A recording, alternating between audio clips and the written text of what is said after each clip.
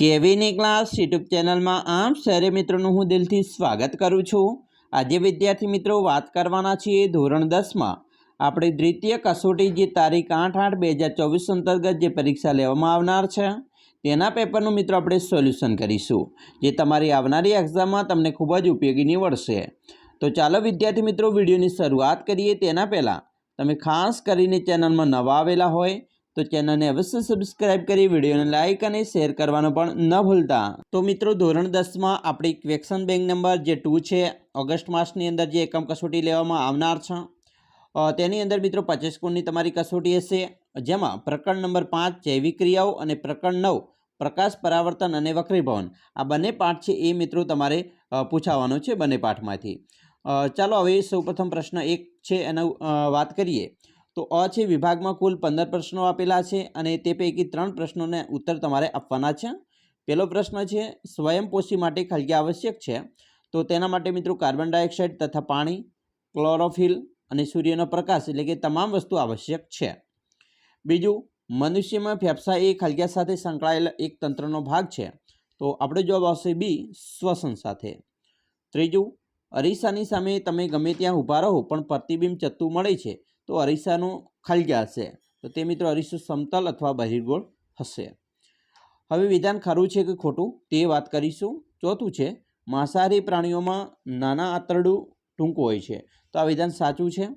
બીજું, ઉભયજીવી પ્રાણીઓ ત્રિકોટરીય હૃદય ધરાવે છે, તો આ વિધાન પણ સાચું છે। 6, ટોર્ચમાં પ્રકાશ સ્ત્રોતને અંતર્ગોળ અરીસાના મુખ્ય કેન્દ્ર પર રાખવામાં આવે છે ત્યારે તેમાંથી નીકળતા સમાંતર કિરણો અરીસા પર આપાત થઈને શક્તિશાળી સમાંતર કિરણ બીમ પરિવર્તિત કરે છે, તો મિત્રો અહીંયા સમાંતર નથી હોતું એટલે આ ખોટું વિધાન છે। 7, બહિર્ગોળ લેન્સ દ્વારા હંમેશા આભાસી પ્રતિબિંબ મળે છે, તો આ વિધાન સાચું છે।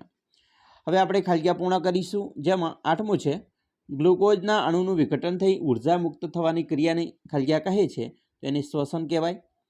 9, યકૃતમાંથી નીકળતા પિત્તરસને પાચન માર્ગનો ખાલ્યા અંગ દ્વારા ગ્રહણ કરવામાં આવે છે, તો એમાં આવશે જવાબ નાના આંતરડામાં। 10, સમતલ અરીસાની મોટવણીનું મૂલ્ય હંમેશા ખાલ્યા હોય, તો મિત્રો m = +1 હોય। 11, ખાલ્યા વડે ફક્ત આભાસી પ્રતિબિંબ મળે તો બહિર્ગોળ અરીસા વડે। 12, પાચન માર્ગમાં ખોરાક સાથે ભળતો પ્રથમ ઉત્સેચક ખાલ્યા છે, તેમાં જવાબ આવશે એમાઇલેસ। 13, જો શુદ્ધિકારક લેન્સનો પાવરધન હોય તો સૂચવેલ લેન્સ ખાલ્યા છે, તો આપણો જવાબ આવશે બહિર્ગોળ લેન્સ। હવે મિત્રો એક વાક્યમાં જવાબ આપવાના છે, જેમાં 14મું છે મૂત્રપિંડના ગાળણ એકમનું નામ જણાવો, તો જવાબ આવશે મૂત્રપિંડ નલિકા। અને 15, વાહનોમાં સાઇડ મિરર તરીકે કયા અરીસાનો ઉપયોગ થાય છે, તો બહિર્ગોળ અરીસાનો। હવે આપણે જોઈશું અહીંયા મિત્રો બી આપેલ વિભાગ છે એમાં કુલ 5 પ્રશ્નો છે, તેમાંથી કોઈ પણ એક પ્રશ્નનો ટૂંકમાં ઉત્તર આપવાનો છે। મિત્રો આ છે એ તમારે ખાસ તૈયાર કરવાનો છે, જેમાં તફાવત છે જલવાહક પેશી અને અનવાહક પેશી। બીજો તફાવત છે સ્વયંપોષી પોષણ અને વિષમપોષી પોષણ। ત્રીજું, આપણા શરીરમાં ચરબીનું પાચન કેવી રીતે થાય છે, આ પ્રક્રિયા ક્યાં થાય છે। 4, બહિર્ગોળ લેન્સ અને અંતર્ગોળ લેન્સ વચ્ચે શું તફાવત છે તે જણાવવાનો છે। 5, નીચેની પરિસ્થિતિમાં કયા અરીસા વપરાય છે તે જણાવો, જેમાં કારની હેડલાઇન અને સોલર પટ્ટી। વિદ્યાર્થી મિત્રો આટલા પ્રશ્નો છે એમાં તમારે ખાસ તૈયાર કરી લેજો, તમારે આવનારી પરીક્ષામાં પૂછાશે। પ્રશ્ન 2 જોઈશું, જેમાં વિકલ્પ છે। પહેલો પ્રશ્ન છે પ્રકાશના પરિવર્તનની ઘટના માટે નીચેના પૈકી કયું વિધાન સાચું છે, તો એમાં મિત્રો જવાબ આવશે આપાત કોણ અને પરાવર્તન કોણ સમાન હોય છે, તે સાચું છે। એના પછી બીજું છે ખાલ્યા પૂર્ણ કરવાની છે। ધમનીઓ રુધિરની હૃદયમાંથી શરીરના વિવિધ અંગો સુધી લઈ જાય છે, તો ધમનીની દિવાલ ખાલ્યા હોય છે, તો મિત્રો જાડી અને સ્થિતિસ્થાપક હોય છે। એના પછી એક વાક્યમાં જવાબ આપવાના છે। મિત્રો ત્રીજું છે માનવના ગળામાં ગ્રીવા કે કંઠનળીમાં પ્રદેશમાં કાસ્તીની વલમય રચના શા માટે હોય છે, તો કારણ કે મિત્રો તેનાથી હવાના પસાર થવાનો માર્ગ રૂંધાઈ જતો નથી એટલા માટે હોય છે। 4, રુધિરમાં કાર્બન ડાયોક્સાઇડનું વહન કેવી રીતે થાય છે, તો જવાબ જ્યારે મિત્રો કાર્બન ડાયોક્સાઇડ વાયુ પાણીમાં વધારે દ્રાવ્ય હોવાથી મનુષ્યમાં તેનું પરિવહન રુધિરમાં દ્રાવ્ય અવસ્થામાં થાય છે। 5મું છે -2.0 ડી પાવર ધરાવતા લેન્સની કેન્દ્ર લંબાઈ શોધવાની છે। એના પછી વિભાગ બી છે, જેમાં પણ મિત્રો કોઈ પણ એક તફાવત આપવાનો છે અથવા એક વ્યાખ્યા આપવાની છે। ઉત્સેચક એટલે શું, ઉત્સેચકો એટલે શું, વાહિપુલ એટલે શું, લેન્સનું સૂત્ર લખો અને તમારા દૈનિક જીવનમાં લેન્સનો કોઈ પ્રાયોગિક ઉપયોગ લખો, કોઈ પણ એક તૈયાર કરવો. હવે આપણે પ્રશ્ન મિત્રો 3 ઉપર આવીશું, જેમાં વિકલ્પ છે. પહેલો વિકલ્પ છે, એક વિદ્યાર્થીની અભ્યાસ કરે છે, અંતર્ગોળ અરીસા વડે રચાતું પ્રતિબિંબ હંમેશા વાસ્તવિક અને ઉલટું જોવા મળે છે. તો આ માટે નીચેના પૈકી અંતર્ગોળ અરીસા માટે રચાતા પ્રતિબિંબ માટે કયા કારણો જવાબદાર હોઈ શકે? તો એના માટે મિત્રો જવાબદાર છે પરાવર્તિત કિરણો એક સામાન્ય બિંદુએ કેન્દ્રિત થાય છે તે જવાબદાર છે. બીજું, એક વિદ્યાર્થીએ અંતર્ગોળ અરીસા વડે રચાતા પ્રતિબિંબમાં તેની કેન્દ્ર લંબાઈ 10 સેન્ટીમીટર જેટલી છે અને વસ્તુને 15 સેમી અંતરે રચે છે, તો તેનું પ્રતિબિંબ ક્યાં રચાશે? તો મિત્રો એનું પ્રતિબિંબ અરીસાની પાછળ 30 સેન્ટીમીટરથી દૂર રચાશે. ત્રીજું, નીચેની આકૃતિમાં અંતર્ગોળ અરીસાના આપાત કિરણોની ગતિપથ દર્શાવેલ છે. તો પ્રકાશના કિરણો પરાવર્તન પામ્યા બાદ કયા સ્થાને પ્રતિબિંબ રચાશે? તો એ મિત્રો સી અને એનની એફની વચ્ચે, એટલે કે અહીંયા પ્રતિબિંબ મિત્રો રચાશે. 4, નાના આંતરડાની દિવાલમાં ખોરાકના તરંગવત સંકોચ અને વિસ્તરણની ઘટના શું છે? તો જવાબ છે અભિશોષણ. 5, લસિકાનું મુખ્ય કાર્ય નીચેના પૈકી કયું છે? તો મિત્રો બાહ્યકોષીય અવકાશમાંથી વધારાનું પ્રવાહી ખેંચી લઈ રુધિરના પ્રવાહમાં પાછું મોકલે છે. હવે વિધાન ખરા ખોટા છે, જેમાં મિત્રો 6, માનવમાં ઓક્સિજનનો અભાવ કે ઓછું પ્રમાણ હોય ત્યારે પાયરુવેટનું લેક્ટિક એસિડમાં રૂપાંતર થાય છે. તો આ વિધાન સાચું. 7, વાયુરંધ્રની ફરતે આવેલા કોષોને રક્ષક કોષ કહે છે. તો આ વિધાન પણ સાચું છે. 8, પ્રકાશનું કિરણ જ્યારે કાચમાંથી હવામાં પસાર થાય છે ત્યારે લંબ તરફ વાંકું વળે છે. તો આ વિધાન ખોટું છે. 9, આપાત કિરણ અને વક્રીભૂત કિરણ વચ્ચે નિર્માણ પામતા ખૂણાને આપાત કોણ કહે છે? તો આ વિધાન પણ ખોટું છે. હવે ખાલીગ્યા પૂર્ણ કરવાની છે. 10, વનસ્પતિમાં પ્રકાશ ઉર્જાનું રાસાયણિક ઉર્જામાં રૂપાંતર થવાની ઘટનાને ખાલીગ્યા કહે છે. તો પ્રકાશ સંશ્લેષણ.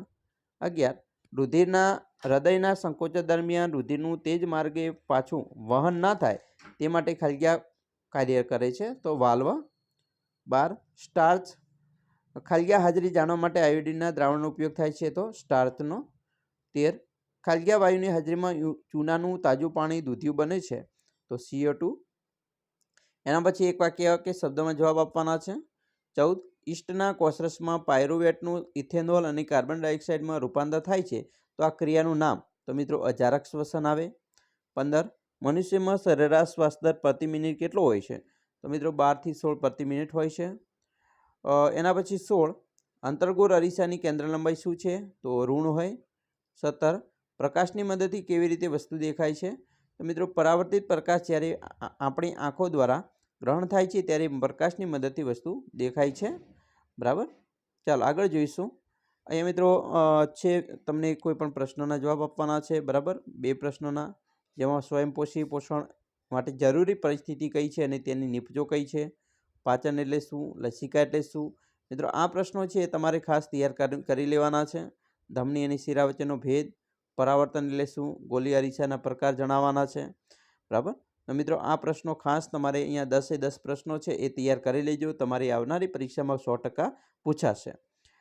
એના પછી મિત્રો વિભાગ સી છે, તેમાં પણ કોઈ પણ એક પ્રશ્ન તમને પૂછી શકે છે, જેમાં મનુષ્યના હૃદયની નામનિર્દેશ આકૃતિ, હૃદયનું કાર્ય સમજાવી, આકૃતિની જરૂર નથી અહીંયા.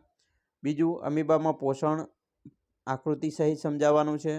ત્રીજું, મનુષ્યના પાચનતંત્રના વિવિધ અંગોના નામ જણાવી કોઈ પણ 2 અંગ વિશે માહિતી. બરાબર.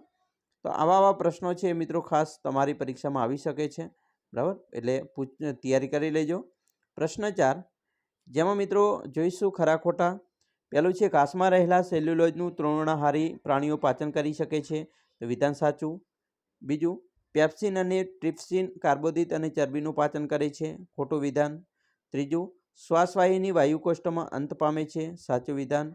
ચોથું, અનવાહક પેશી કાર્બોદિત, એમિનો એસિડ તેમજ વનસ્પતિ અંતઃસ્ત્રાવનું વહન કરે છે. સાચું વિધાન. પાંચમું છે, શિરાઓ ઓક્સિજન વિહીન રુધિરનું વહન કરે છે અને અપવાદરૂપ ફુફુસીય શિરા. તો આ વિધાન સાચું છે. 6, જ્યારે વસ્તુને બહિર્ગોળ લેન્સના મુખ્ય કેન્દ્ર પર મૂકવામાં આવે તો મળતું પ્રતિબિંબ વાસ્તવિક અને ઉલટું તેમજ વસ્તુના પરિમાણ જેટલું હોય છે. તો ખોટું વિધાન છે.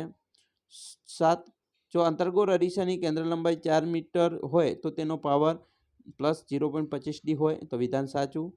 8 બહિર્ગોળ અરીસાના મુખ્ય કેન્દ્રમાંથી પસાર થતું પ્રકાશનું કિરણ પરાવર્તન પામ્યા બાદ તે જ માર્ગે પાછો ફરે છે તો આ વિધાન ખોટું છે. હવે એક વાક્ય કે શબ્દમાં જવાબ આપવાનો છે. 9મું મનુષ્યમાં ખોરાકના પાચનની શરૂઆત ક્યાંથી થાય તો મુખથી થાય. 10 તમને પાણી, સરસવનું તેલ, ગ્લિસરીન અને કેરોસીન આપેલ છે.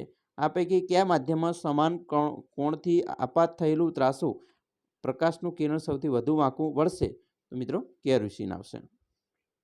એના પછી મિત્રો અહીંયા પ્રશ્ન છે, તમારે કોઈ પણ એકનો જવાબ આપવાનો છે, તે પણ તૈયાર કરવાના છે. કે ખોરાકના પાચનમાં લાળ રસની ભૂમિકા શું છે?